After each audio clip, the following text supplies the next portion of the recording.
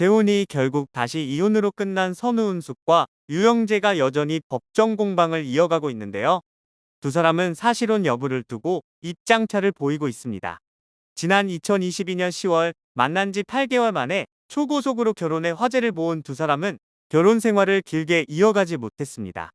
유영재에 대한 양다리, 삼혼, 사실혼 등의 의혹이 불거졌고 끝까지 침묵을 지키던 유영재는 경인방송 라디오 유영재의 라디오쇼에서 불명예 하차했습니다.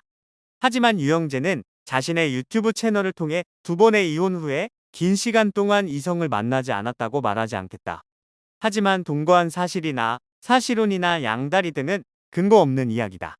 선우은숙과 결혼하면서 저는 부끄러운 일을 한 적이 없다.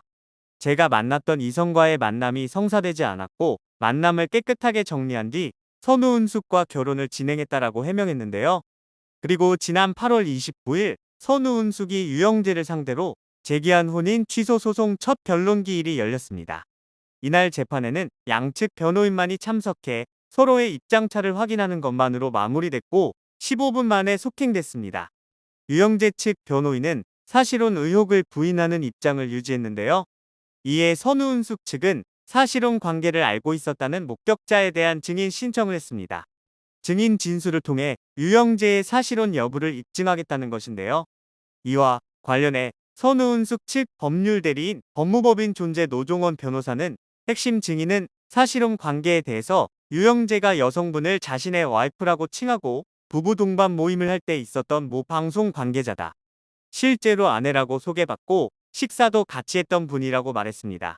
사실혼 여부는 사실상 부부 관계를 다투는 것인데요.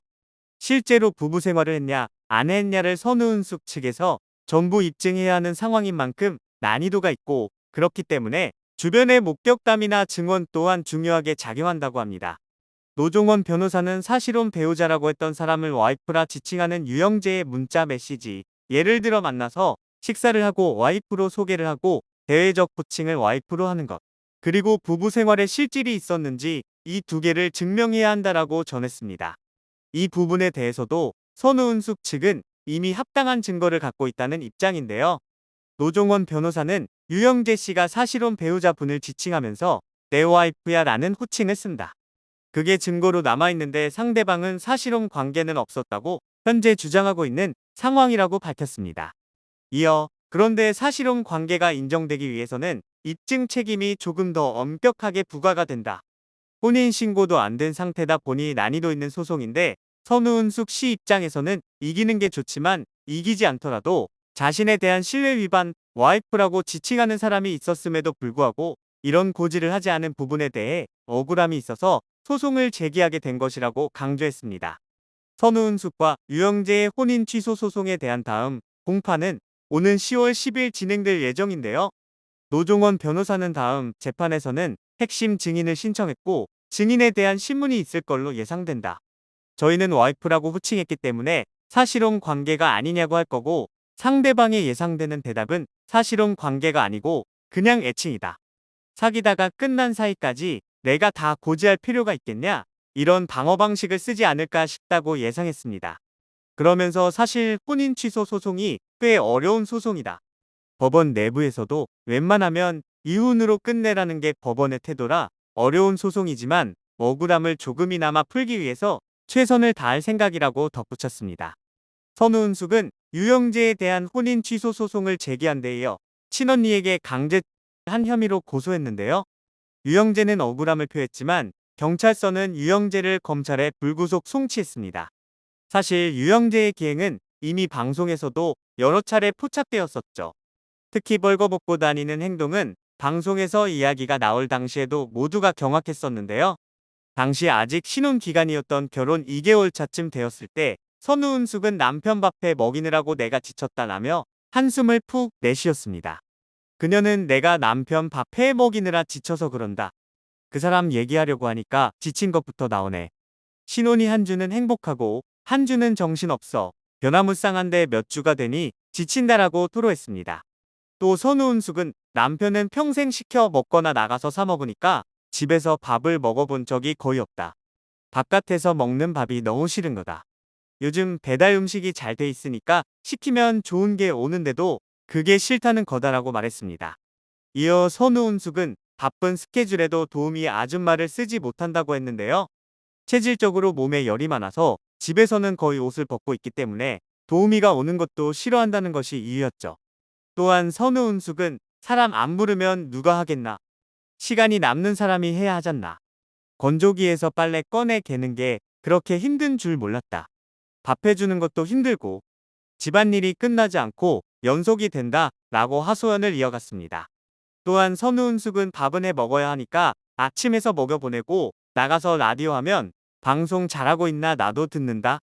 그러다가 저녁 시간 되면 저녁 준비한다. 집에 와서 저녁 먹으면 본인 유튜브 해야 한다고 방에 들어가고 난 설거지 등 뒷정리하고 나면 밤 11시가 다 된다.